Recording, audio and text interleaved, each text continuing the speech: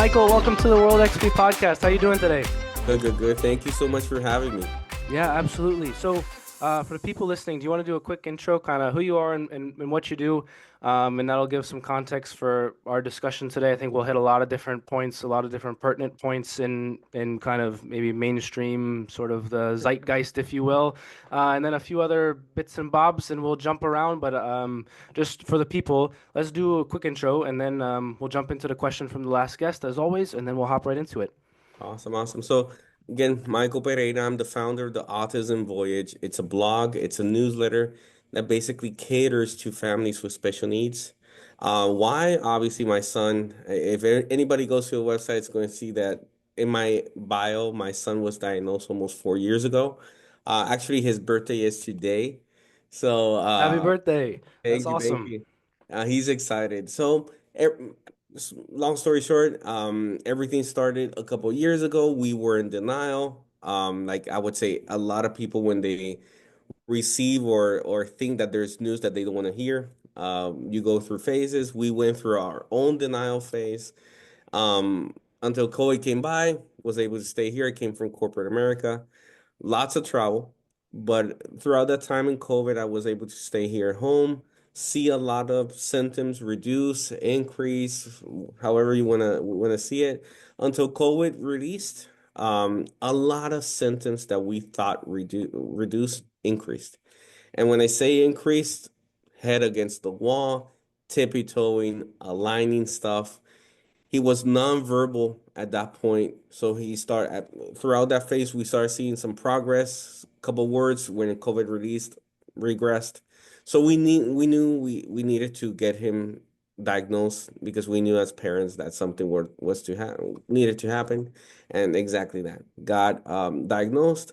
From there, our lives adjusted. We now from denial we went to acceptance phase, and obviously look for other ways to see this as an opportunity. And long story short, a lot of things happen. We can talk about it throughout the podcast, but we just decided to adjust our lives, our careers, and be able to develop a place that parents can feel that they're not alone and that they can get at least some information for any parent, any topic any parent would ask around 2 a.m., 3 a.m. when they're scrolling on their phone. So hopefully it wasn't too long, that intro. No, it's great. It's great. So I think the question actually kind of like lends itself to what you're talking about, and that's what's your favorite thing about working in your profession? And I think we can go a lot of different. You can go a lot of different ways with that because your profession entails so many, especially as an entrepreneur, it entails so many things. Yeah, I would say this is an underserved community.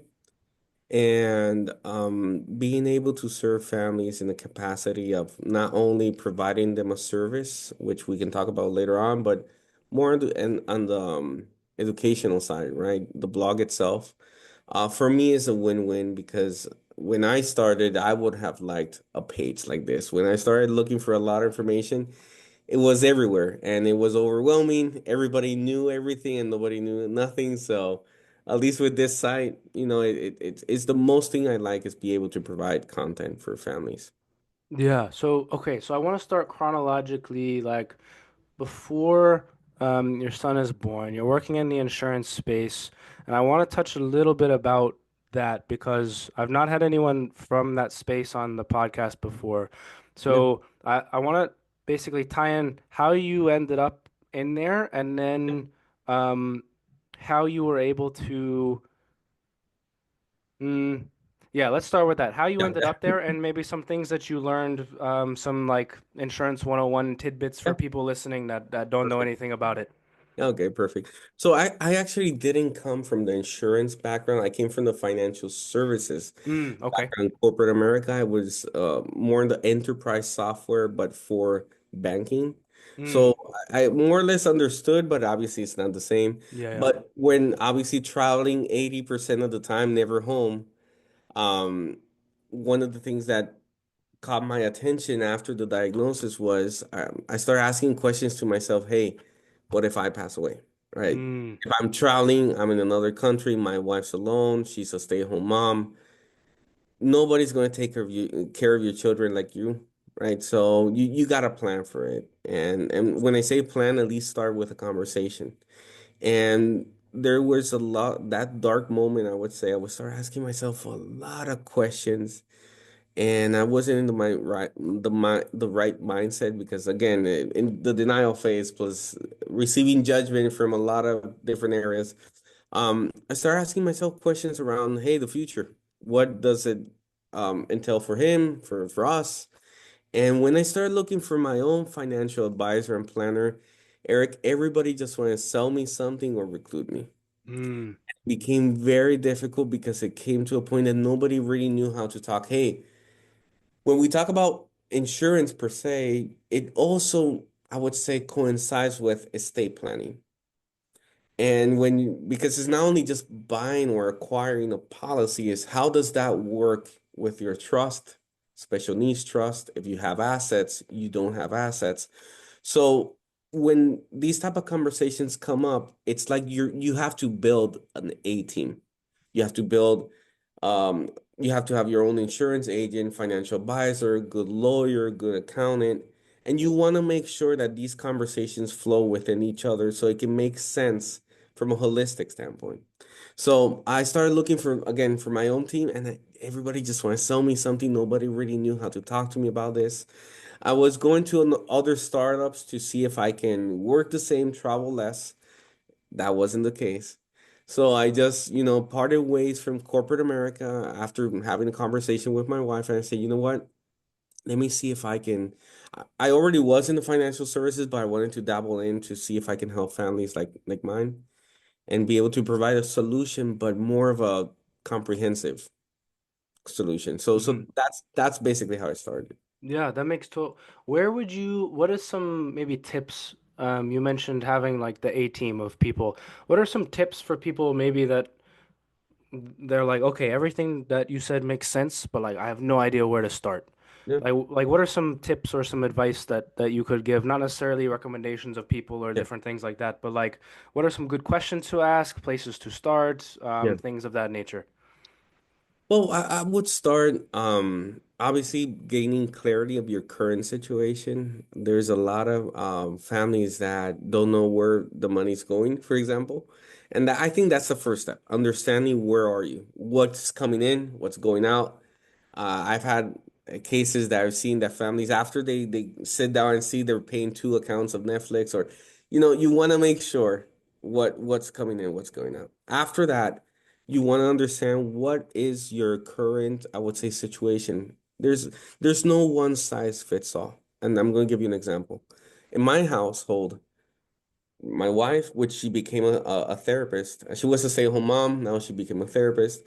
But we have Christian, who obviously was diagnosed almost 4 years ago. And then we have Amanda, who's 3, who's taking speech. But she hasn't been diagnosed. That's a different scenario of just having one child diagnosed, because then you have to plan, plan B. But when you have, each family is different. So first, understanding your current state. Secondly, understanding, okay, this is your family set. Do you come with somebody else, guardian, whatnot? But when you're creating an A team, is understanding each person's role in order to basically cater to a plan B, plan C, plan D, right? So for example, if you're talking to an insurance agent and you're acquiring some sort of insurance, have that conversation with them and say, okay, aside from insurance, what should I, based on my profile, should I need a lawyer at this moment or not? I would say when you have a family with special needs, a trust is very important. Why? Because if your family, for example, inherits assets, inherits some sort of life insurance, it can jeopardize in some case the eligibility for government benefits unless it goes through the trust, right? Mm, So that's why it's important then, right?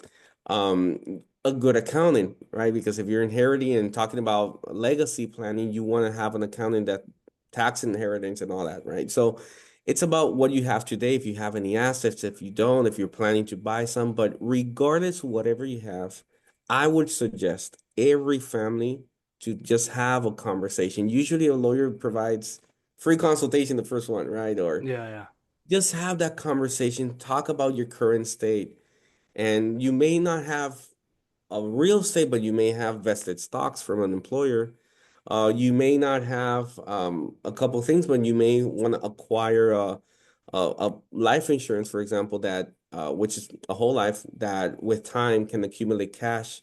You want to know what you're going to do with it. So it's about having a conversation. There's no one size fits all, but what I do recommend is that the A team would be an insurance planner, financial planner, or advisor, an attorney that specializes in estate planning, and an accountant. It doesn't have to be a CPA, but an accountant that is much more knowledgeable than just bookkeeping, right? So Yeah, yeah. I would say that.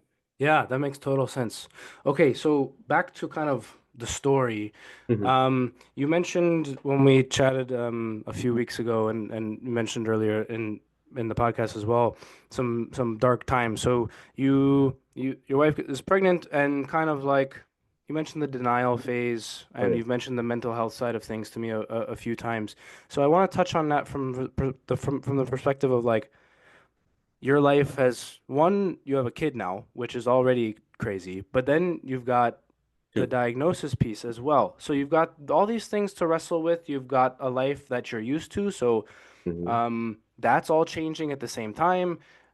Walk through kind of your journey and your family's journey through that, and then I guess we can probably get to the stage of like where the idea to come up with the blog initially started, and then we can kind of go from there. But like walk through the those initial sort of situations, the things that you're feeling, how you're dealing with it, all those sorts of things, because I think a lot of people today, young people, people are waiting longer to have kids and to get married and to do all these things. And some people you'll see online, people like, I don't want kids, they're so annoying or this or that. And then on the flip side, you'll see like kids are the greatest thing that ever happened to me. And you've Mhm. got both sides of this coin.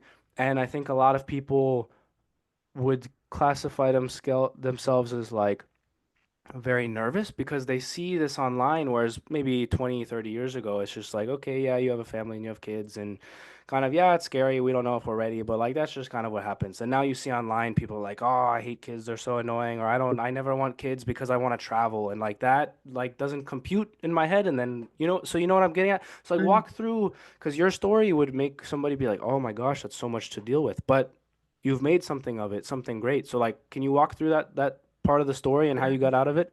Of course, of course. So let's say from let me tackle the denial part Yeah, first. yeah.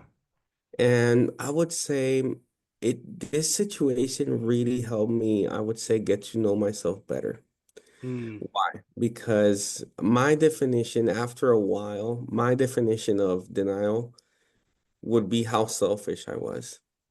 Because I was just thinking about myself, thinking how I felt, thinking how I perceived the situation, thinking about how I didn't want anybody to know about it. And it comes to a point that if you're only thinking about yourself, that could procrastinate an early intervention, for example, in my case, that could procrastinate you making a decision, not based on benefit, but your feelings, and that's not the way, I believe. So that denial phase, I would say, really shook me and made me understand that I'm not important anymore, even though I am. You gotta take care of yourself. But when there's a child in the equation, that depends on you 100%. Now you're start feeling more as a protector, as a future mentor, I would say. That child's going to follow your steps, and if you're only thinking about yourself, your emotions, your feelings, I don't think it doesn't benefit anybody. It doesn't benefit the cause. It doesn't benefit anybody surrounding you because it could convert into a way that you're now becoming a victim or that victim mentality, right? Because again, you're only talking about yourself. Hmm. So after that, I would say that scenario of okay, denial. Okay, so now let's see. Now he got diagnosed. This is something that we do need to take care of. A topic. Came the acceptance phase. So now let me go back where everything started so everybody can be in the same page. So came from corporate America, traveled 80% of the time, like for 10 years. And we thought that that was the lifestyle. We wanted to build the American dream based on that. So we bought a house. We got, well, no, we got married. We bought a house. And then obviously Christian came along. Everything happened throughout his 1 year old. That's where we started seeing a lot of symptoms. Denial phase came in throughout the acceptance. And we just felt that it became to a point that from what we thought it was a situation just became a blessing when families started looking for, hey, what are you doing here? "Oh, we're doing this, or it work," and it worked for them. And we started seeing that there is a community we started building with parents, with in the school, and we thought, you know what, this is doable. This is something that in reality it's not hard. We just need to coordinate. We just need to understand this new reality. What does that new reality look like? Well, we didn't go out for restaurants for years because he couldn't go. He was the blowers in the bathroom, the one that dry your hand. Obviously, he couldn't hear that because of sensory issues. Even in the table, it was hard. But after we accepted, okay, that it is what it is. Let me get better at cooking at home. So just accept the things how it comes and see it from a positive standpoint. He's progressed so much that when we see him progress, that's everything we want. We celebrate the small wins. We celebrate everything, and we understand that it's not our fault, but it's our responsibility. Mm. Was there one moment where you guys made that shift from maybe, I don't, I'll use this phrase because I can't think of a better one, but like feeling sorry for yourselves to like, okay, we're gonna like, did you and your wife have a conversation like, okay, we can't go through life like this. We have to change how we're approaching the situation, or was there like a series of little steps to get you there? Like you mentioned finding the community. Did you meet somebody and that's how you found it, or was like were you doing research and like how did that shift happen? Because I think I want to dig into that a little bit because I think it's super important for people in all sorts of situations. Obviously one similar to yours, but there's people are going through lots of hard things Yeah, often, and oftentimes a mindset shift can be the hardest piece yeah. of getting yourself out of it, but it's also the first step. So like I wanna dig into that a little bit. Like how did you guys do that? That's a good question. You know what? If I'm talking to you now because it's been I would say 6 years. It wasn't from one moment to another or from Mm, one month to another. I think I cannot just tell you a timeline when it happened. I would say that after the acceptance and after learning that we need to be adaptable, that we need to be flexible, just accept everything as is. I think that just flowed around and we started talking to people about the situation. We didn't say stay silent. Um, when they say community, obviously in his school, he has a classroom that's just for special needs. So talking to other parents, just sharing best practices. So in reality, me coming here and saying, "Oh, you gotta do this," or no, for us it took time, yeah. and for us just also understanding ourselves, how we thought about things, how we were raised versus now, what we're doing, that we're seeing progress and double down on that. Something that for example, just as an example, w- we put Christian in jiu-jitsu. And that was a huge progress compared to before that he was just here, tablets, so again, tweaking along the way, seeing what works, what doesn't. It also work with our time. It also work.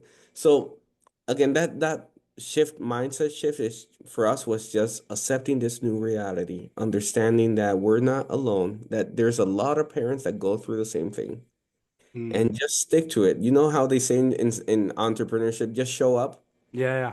The same thing here. Just show up, man.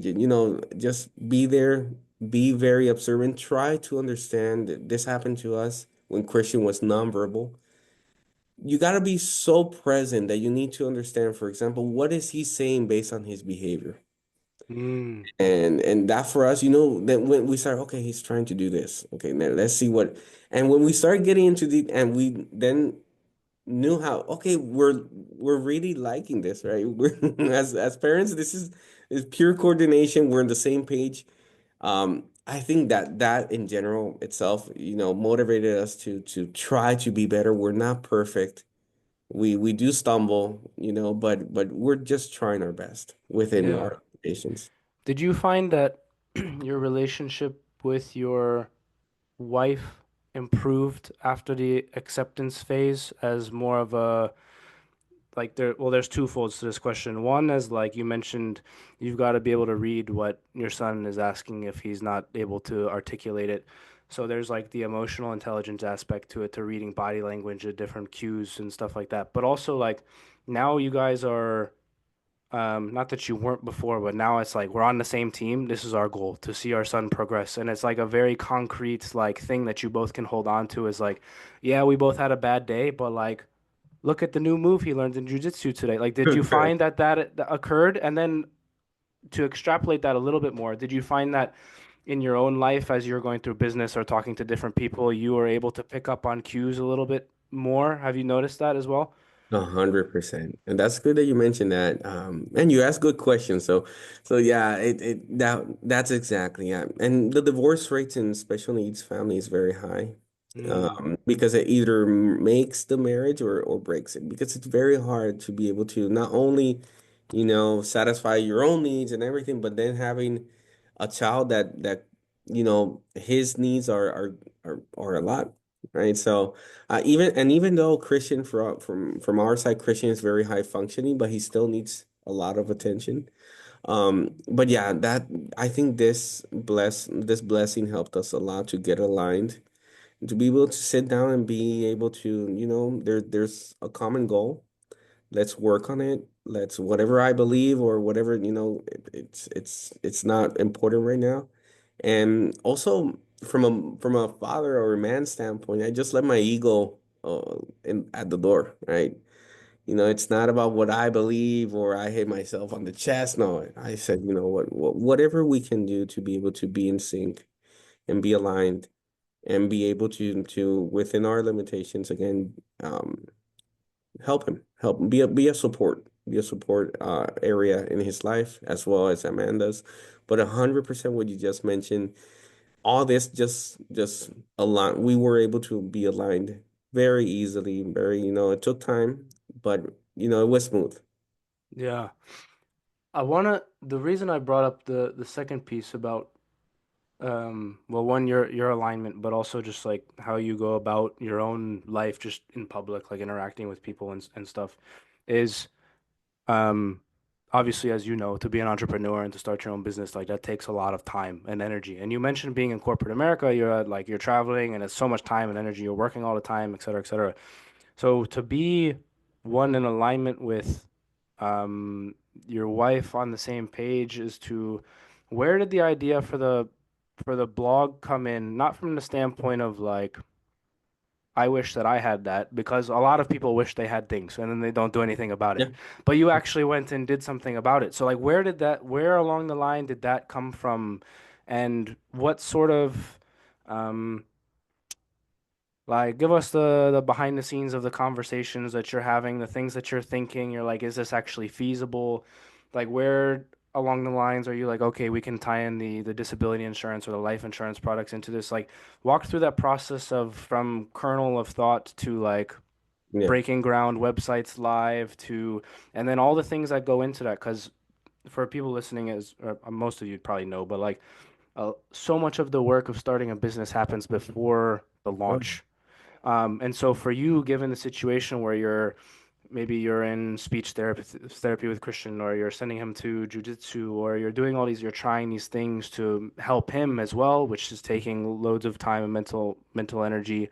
And then entrepreneurship is a huge risk. And you mentioned at the beginning where, well, what happens if I can't work anymore? And so you're going to take the chance that this is going to work with no guarantee of payoff. So, hmm. like, where's that risk tolerance, that conversation with you and your wife being aligned and all that stuff? Because to me, it's super interesting and awesome that you chose that this was the time that you chose to do that because of all the things that would, on paper at least, be going against that as an idea of Yeah. like, no, I need a stable income to help with the situation, but instead it's like, nope, we're gonna start our own thing. Yeah. Like walk through the thought processes and the conversations that go into that. Yeah, I tried a couple of things, obviously, but I would say at that, dark moment, I think that my relationship with God became stronger. And I just decided that whatever I did, I wanted to serve first. And when you see the characteristics a special needs parent needs to have, and an entrepreneur is the same. Hmm. You gotta be consistent with therapies. You gotta be relentless because you're going to face a lot of judgment from family, friends, society.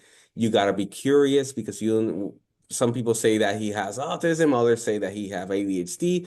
You gotta be curious. So all the same characteristics, I would say, just falls into the same as entrepreneurship. So I would say both are similar. So it wasn't that, it's not that I needed to acquire anything special. I would say just apply it to this new project, to be curious, to be, so first of all, it was to serve. Secondly, a lot of parents, each time I would speak to somebody, hey, did your son do music therapy? Do you think behavior therapy is only for autism? Or hey, when your son goes takes a haircut, what happens? Or and everybody, these conversations, and when I would look on Google, they were articles, but 7 years old. I say, man, when nobody's writing about these stuff, even though I was dabbling in other projects, I would say, okay, well, and then this initiative came about, let me see if I can be it's not that I want to be number one or anything, but I just want to be a resourceful center for a support center for families. So that's where everything started and how I tied it in with the services. Every family, I would say, in special needs, any family, but especially for special needs, you don't know when your child may be independent or not. Like for example, today Christian, he's 7 today, like I mentioned. I don't know by when he's 18 he can make a decision by himself. Hopefully he can. I don't know. I don't know if by age 40 he can. I don't know. So that means that I need to plan in different type of scenarios. And when I say that, I need to plan if I die today, this is what's going to happen. If I don't die, but I get sick, this is what's going to happen. If I don't die and in later years, I need assistance for my own care. So I said, you know what? Let me see if I can do something like a Dave Ramsey for special needs, right? Let me see if I can do like a blog, talk about everything. But from an insurance aspect, for me, that's the foundation because a lot of families don't have a plan B. So by having more or less a plan B, you can cater to your family, you can cater to your son, not thinking about the financial aspect, but thinking about recuperating or your family can grieve in their own time, but not with the burden from a financial perspective. So that's it. So hopefully it wasn't too long of an No, answer. it's good. That's It's a good answer. For the blog piece, did you find that it was almost therapeutic in a sense of you being able to like journal and get your thoughts out and stuff? Yeah, 100%. The blog per se, we use different sources, including AI, Hmm. obviously, because they're long form. But just reading about it, just journaling, just everything making sense for me. Oh my God, I've learned so much just writing that again, and it also gives me more ideas, right? To what else to do. So there's a lot of projects that I'm working on this year and next year based on what I've learned doing the blog. Mm. So, okay, so to you get the diagnosis, the blog is started, you've started various sorts of therapies and things of that nature. Where do you see, so I'm going to caveat this with the answer I know to this question will be it depends. But when you're going to different therapies and stuff, what sorts of things are you looking for as the parent of a um, child with autism that you're like, this is working or it's not working, especially in the nonverbal stage? And maybe even like, not that you've got to like judge other people's kids, but like if you are watching a therapy session take place, or maybe it's a group or whatever, and you can be like, oh, that's working for that kid for sure. Like you just notice? Like you pick something up and you're like, okay, that's definitely working for them. Like they're picking this up or whatever.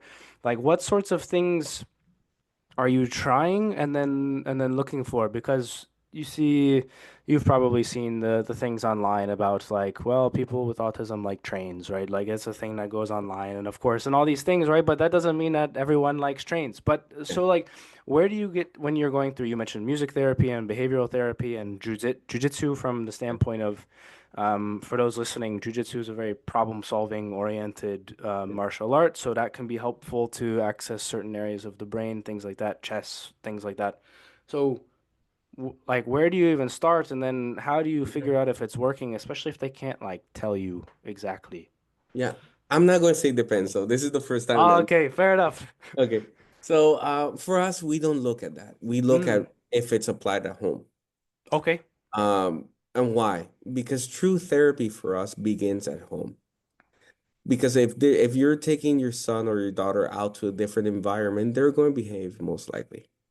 And if you're to it's weird, but they're going to behave because it's a different person. Maybe they have authority or not, but they know that they cannot do what the same behaviors at home in a different place. So we know that we've even seen it that, for example, even going to the doctor, you see Christian so calm, so well behaved, and okay.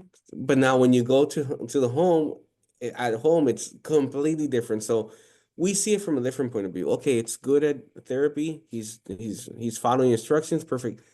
Let's apply it at home and let's see if it works. If it works, that's where we know that the material or the strategy they're trying to implement for us works or not. And if it Mm, doesn't work, then we go back to the therapist and say, hey, this is not, maybe we need a little bit more stricter here, or maybe we need to do the therapy at home and do it at home so we can continue. So it's about, having that communication and see, okay, it's working, it's not working, but you want it to work at home and in public, right? That's where the key is. yeah, I would imagine often you get a lot of you'll have some good days and bad days. So in terms of like if it's working at home or not, like how long of a like speaking from maybe this is not the exact analogy, but in my head, when I coach somebody at soccer or like speed and agility or whatever, like especially when they're young, there are some days where I'm like, yes, you got it, and other days you'll come back and be like, we just talked about this last week. You didn't get it this week. Yeah. And then it takes a certain amount of time before I can be like, okay, yes, we're gonna move on from this, or we're gonna try something else, or this is not working. I'm gonna try and coach it in a different way. Yeah. So when you guys are going through that and you're going through like you've had a long day, somebody gave you a difficult time on the phone or whatever, and you're sitting there, it's like at some point you can, right, you mentioned you okay, I'll put my ego aside at the door when I walk inside. It's been a month. Why is this not working yet? Like but at the same time, so how does that work itself out as well? I guess I'm just Yeah. we've touched on a similar thing, and I'm not trying to repeat questions, but I'm really trying to dig into like the mindset and the mental piece because sometimes you like I've got friends that are new parents and they're like, "Oh, this is hard, this is not so hard," or this part is like really difficult, and it's like trying to dig into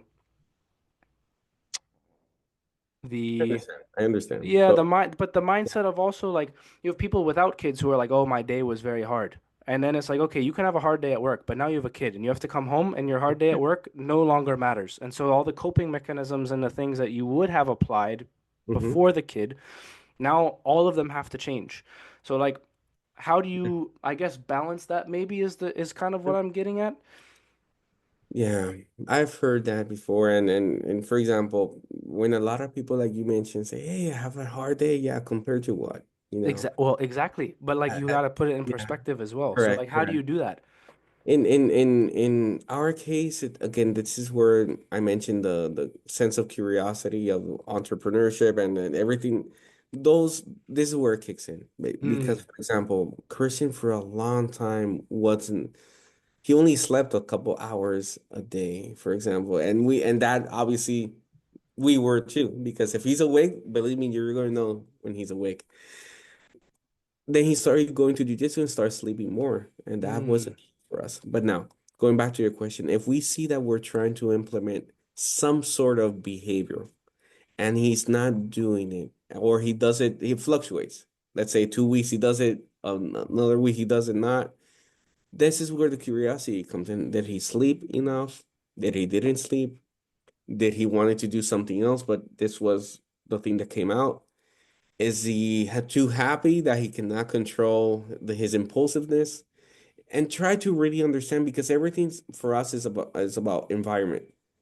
If the environment is set up to a way, okay, of course he's going to do it. If something triggered that may have prompted him to do another behavior that was an old one, but now, you know, it's really understanding what happened because when you're dealing with a child with on the spectrum, usually it's a routine based. They're really good with routines.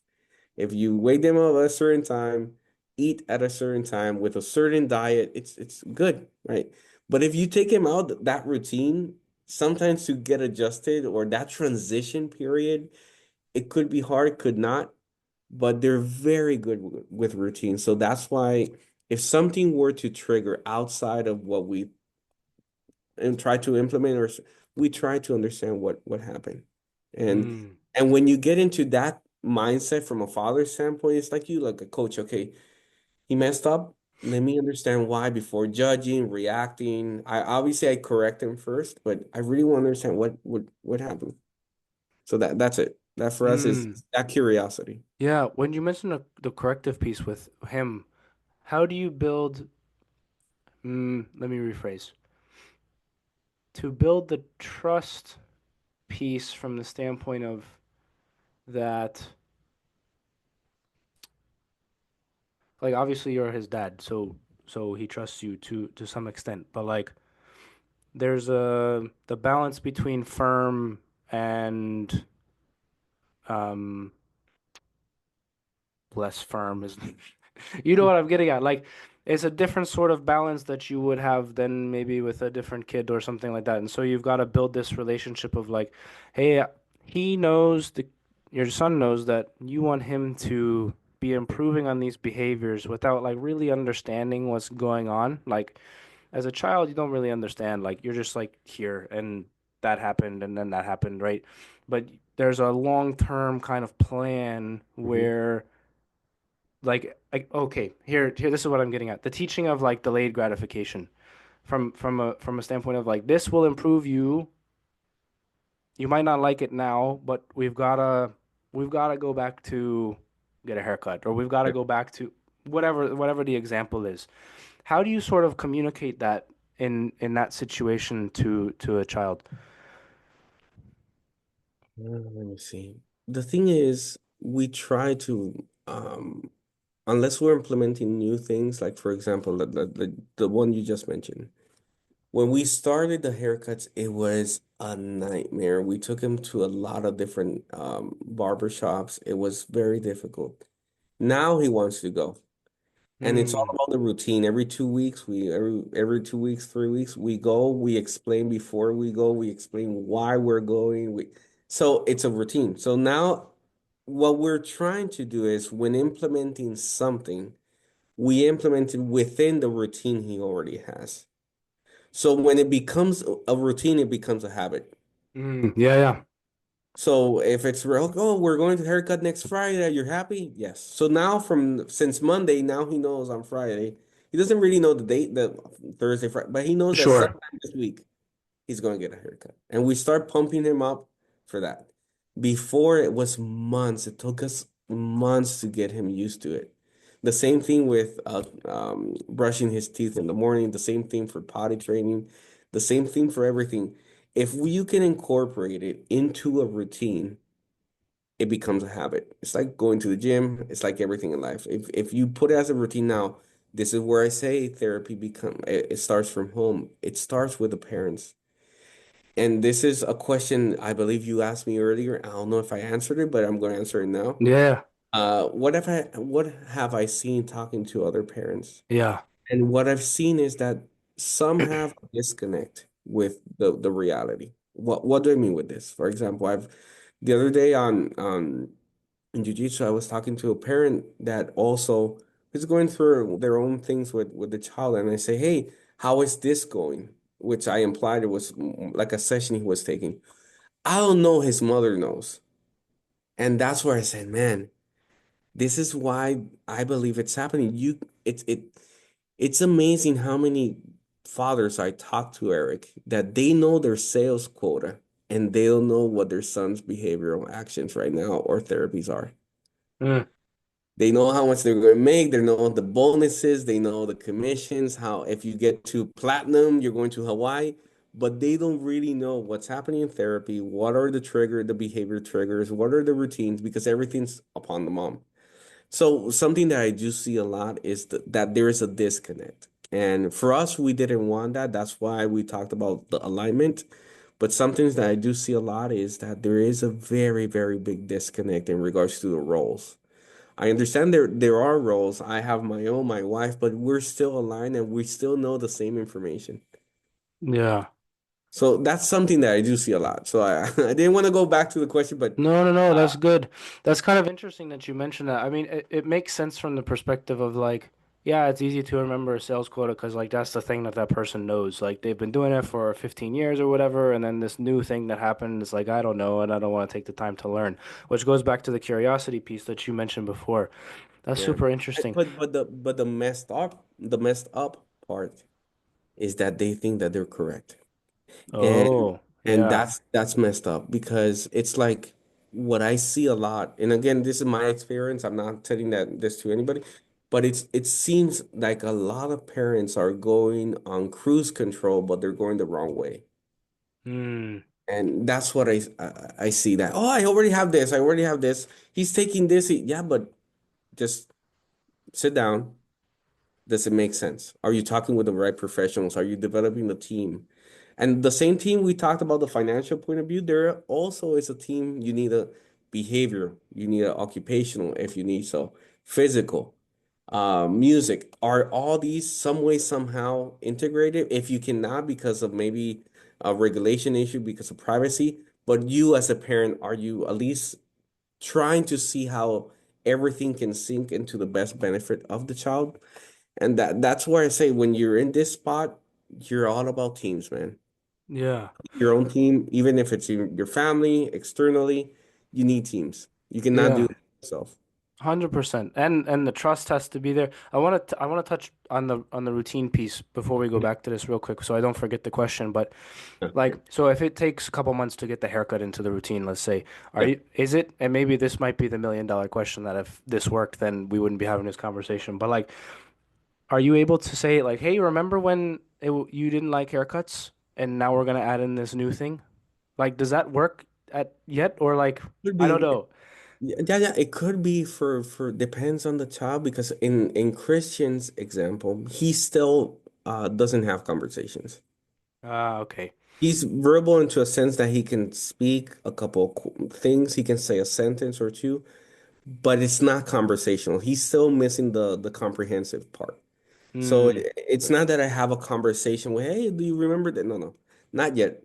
We're Yeah. we're we're working on that, and it depends on the child. But he does recognize patterns when we're trying, obviously, to implement. Hey, we're doing this, and then you see him trying to, he gets to like it. But Yeah. we're still not in the stage that we can have a conversation with him. No, yeah, that makes total sense because I was gonna say like if the ability to understand like, okay, this is a new part of your routine, still a routine. Remember when you didn't like the last thing that we added and now you like it? It's gonna be the same. You're gonna end up right. Yeah, no, that makes total sense. But to go back to the team, like building the team, I would imagine you would also have to some extent a team of parents that are in a similar sort of Yeah. situation as well. So like when you're building the blog piece and you're building that team or community, are you in the beginning, are you writing for um like are you writing for you from the from the standpoint of like I wish I had this, I'm just gonna put it down somewhere and just shoot it out into the thing? Or are you from the beginning like, hey, we're gonna market this, we're gonna try and do this, we're gonna add in all these other things, or like did you get it some traction and then all of a sudden you're like, hey, maybe I should, this is actually quite valuable, I'm gonna market it now. Like how did it how did it start to move? I think it was both because I was writing on topics that I found it was very interesting, but I wouldn't get any traction. Hmm. So I didn't put it into a newsletter, more talking about my experience on a newsletter. Then I, you know, um, dabbled more into the SEO strategy. And that's where it started to get traction because I'm writing what exactly Google is, searches on Google. And I try to mix both. So I try to mix what, okay, I assume that there should be somebody else that's going through my same mindset or something. So for years, I would write it down. Like, for example, hey, what are the early signs of autism? Hey, and I would write about it and then, but for now, the SEO is working fine, but we're trying to incorporate those, let's say, personal, intimate details into the newsletter. Hmm. Did you? Hmm. So when you added in the financial aspects to it, Hmm. so I'll amend my statement at the beginning about you being in the insurance space. I'll say coming from the financial space. Hmm. Um, did you have? So you had this area of expertise that maybe other parents or other families didn't have. Like you knew walking into the situation, like okay, I've got to get this, and this sorted out because of like my work in finance, and Yeah. I've got my contacts in insurance, and I've got my contacts in estate planning or whatever. Did you? So I would imagine also that you would probably have had some of that set up before Christian was born. Nothing? Okay. You're working in the space and you don't have anything set up? Come on, man. It's like the mechanics that the worst cars are mechanics that have it. Okay, fair enough. But so So you know it, you could give. So like when like But I what don't even. Okay, and go on I that. Go on that. no, no, no, but I was in banking at the same it was more the software data part. So Mm, I didn't really get exposure to trust or everything I saw around trust was more on social media when people would say, "Hey, I would buy a house, I will flip it, put it under trust." But not me applying it towards special needs because I didn't know. So it yeah. was just, corporate life, trying to see how I can just build upon the corporate lifestyle, get as much corporate stock as possible. Yeah. I never thought about anything around estate planning. I thought my employer insurance was enough, which it wasn't.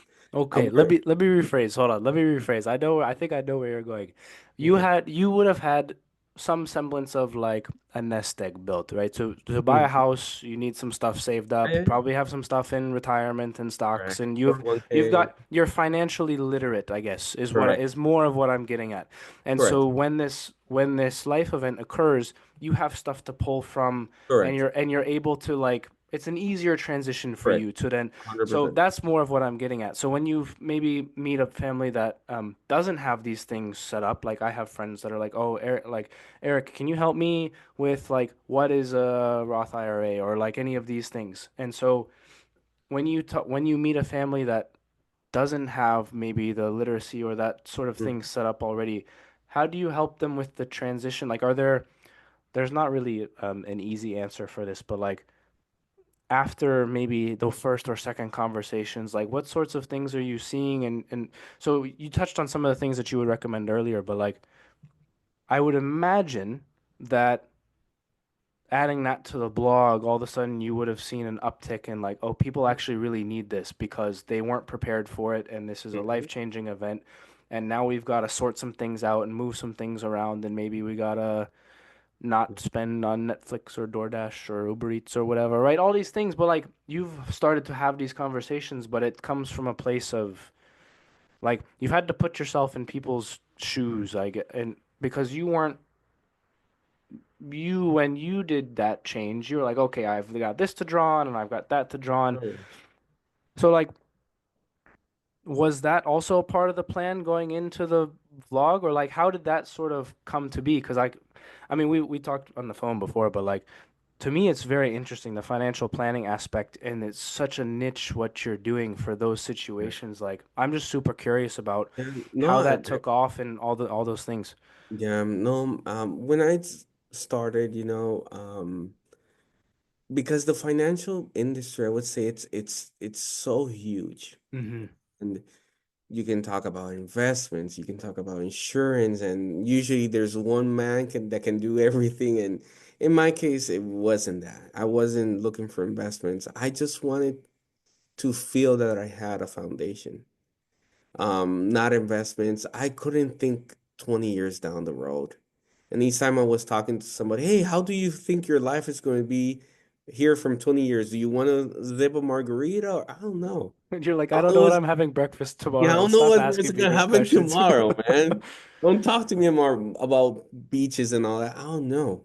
So that's what I wanted to tackle, the unknown. And Mm. I wanted to build a foundation. And that's where I got very curious because I said, if I have a foundation, and when I say a foundation is tackling different areas and different scenarios, and I know that my family is going to be well if something were to happen to me tomorrow 5 years from now, that's the foundation. If I can build that, I'm fine with that. And that's where I put my focus on from learning, from talking to families. And that's what I try to focus on when I speak to families. Because again, first, I don't do investments, but secondly, I want to make sure that if you have a child that's on the spectrum, or if you have a neurotypical child, you want to think about having a foundation first. Make sure that because maybe for me, for example, if Christian depends on me, he depends on us 100%, but I don't know until when. And I get cancer, I get a stroke. It's going to funnel down to him regardless, right? If my income gets interrupted, it's going to funnel down to him, and that's what I don't want. So that's where the foundation needs to be placed, right? You want to make sure that you have a disability insurance. Why? Because, for example, you may have, if you're employed, your short-term or long-term disability may not be enough. If you're in sales, your short-term, long-term disability only caters to your salary, not bonuses. So if your salary is 100, but you're making 200, for example, your lifestyle is around 200. It's not 100. So you want to make sure you tackle that. If you're only relying on your employer life insurance, it cannot be used in a special needs trust. So you want to Mm. make sure that that can be there.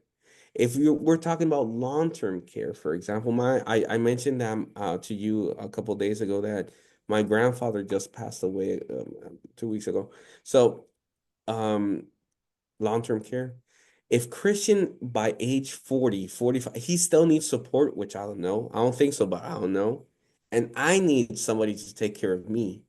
Assisting living facilities and nursing homes are becoming very expensive. So you want to have something to tackle to that area because I don't want my Christian or Amanda to be impacted because of the financial burden. So as long as that foundation is covered, then we can talk about margaritas on the beach and then we can talk about other things. But for me, it's about laying a foundation that if anything happens to me, at least my family's covered. Yeah. I feel like, first of all, you've listed like 15 ways how you could die. So you need to stop doing that. So it's like this. Um, I feel like that gives a lot of families a peace of mind. The way that you Yeah. described it, it's like, hey, look, with these products, maybe not even through you, but like, No, but through whoever, yeah, this is like how you build your foundation to ensure a level of security for your yeah, family moving forward. I think that like in the insurance space, at least from the people that I've heard talk about life insurance, like the Patrick Bet Davids of the world and people like that, it's about that's really what it's about. It's about creating that level of security for your family in case, God forbid, something were to happen. And it's not something I yeah. don't know, like I hadn't go ahead. No, no, and to watch out for what social media also says, right? Even for me, sometimes you can see in social media that they could exaggerate some solution or concept just because of the hook. But at the end of the day, Eric, I'm telling you, there's no secret product. There's no secret sauce. I don't know anything that another agent, at the end of the day, it's old school products that's been in the market for 100 plus years. The only thing it's applied to a problem statement.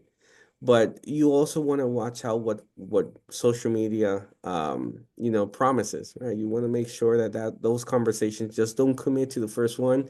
See what's your options out there.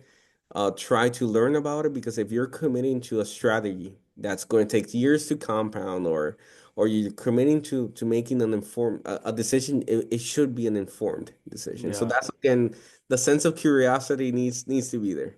Yeah, absolutely. So you mentioned the social media piece that, but Mhm. before we hopped on camera, you mentioned some of the like tips and tricks and things to watch out for. What are some of the other things that you would recommend people watch out for, things to avoid, misconceptions, things like that? Yeah, I would say some of the mistakes I see is that people wait too long. The main my main competitor is not my competition, it's inaction. People think that they have time, people think that it's good. As time passes, everything gets more expensive. It's difficult to get you qualified when you're more, you're older than you're younger, right? The risk is higher. So that's one of the mistakes I do see that there's a lot of people that just wait too long to make a decision. They procrastinate.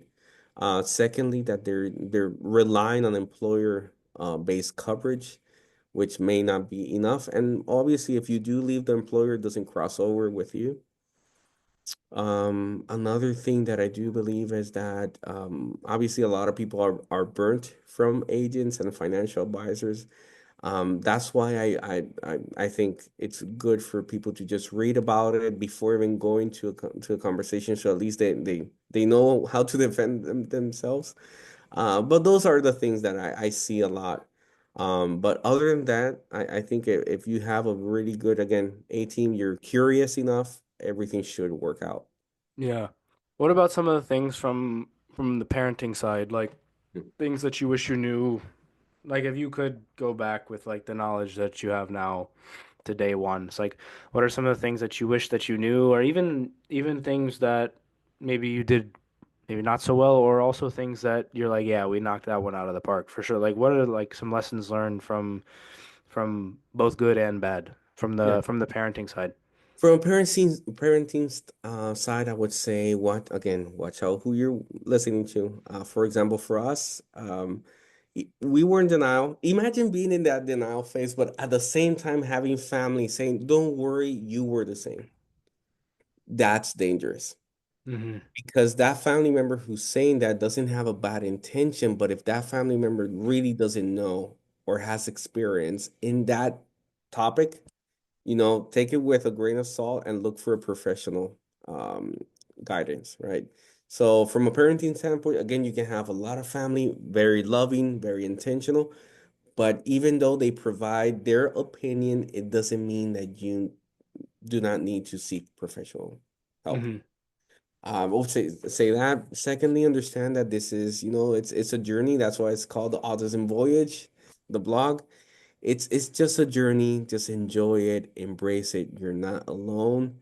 If you feel anxious, if you feel that you're not, uncertain, you're in the right place. That those are the way you should feel, and understand that this is just something temporary that it it's meant for you, I would say. And for us, I mentioned first that we wanted the American dream. This is the American dream for us. We have everything we need, and we have the support system we designed, and we have the right mindset to tackle, I would say, anything as a family moving forward. How did this experience so far change the way that you kind of look at the world as a whole, right? You mentioned like somebody said they had a bad day, but it's like, yeah, bad day compared to what? Yeah. Like how did this kind of change? You've got a level of kind of maybe wisdom is the right word that you approach it with the lessons learned and the experiences that you took from beforehand. But like, how has this changed the way that you've approached how you view the world, but also how you view relationships with people and things of that nature? Yeah. I think we as parents always are in survival mode. We always are with the gloves on, and you don't know if it's to defend our children or you're in autopilot mode that you're just doing things because you're doing it. You know, for us, it's I've grown my faith a lot throughout the years, and I would say it's just leave everything in God's hands and just serve the in the capacity you can. It's hard, I'm saying it now, and it seems like a Hallmark card, but in reality, it's not. It's tough to do it. It's tough to rely on putting everything in God's hands. Pray when you don't want to pray. Uh, go against the ocean, if you will, the waves. But if you get that mindset of that, I would say warrior mindset that you're going against everything because there's your why. Man, for me that was everything. I didn't know what I was doing. I still don't know what I'm doing as a parent, and you're learning every day, but that's why I get up every day knowing that I'm going to learn something new, and I'm going to just serve and listen to people. I don't know everything. That's something that I do see a lot, that parents think that they know everything. It's no, you know, you learn from everybody else, but just for me is again leaving everything in God's hands and just have the mindset of servant, but at the same time of somebody who's this is God gave me and specifically 100% responsibility for my family, and regardless the situation I'm in, he guides me, and that for me is essential. Yeah, I mean, that's a great way to wrap this up for sure. Very succinct and yeah, I love it for sure. Any any last thoughts, things that we didn't touch on that you wanted to touch on? No, man, I think again, any parent that's out there that's listening to, I said it a couple times, and again, it's not easy. And I'm coming here again and saying it, but you're not alone. There's a lot of local support groups. You just gotta look for them, either within your school, maybe there's a couple of churches around that, not necessarily if you're not a non-church goer, but regardless, there are also some services that provide community support. And yeah, and just reach out to like parents, and don't be afraid to talk. Don't keep it to yourself. Yeah, 100%. So if the people are looking to either find your blog or support or any of the products that you mentioned, where should they go?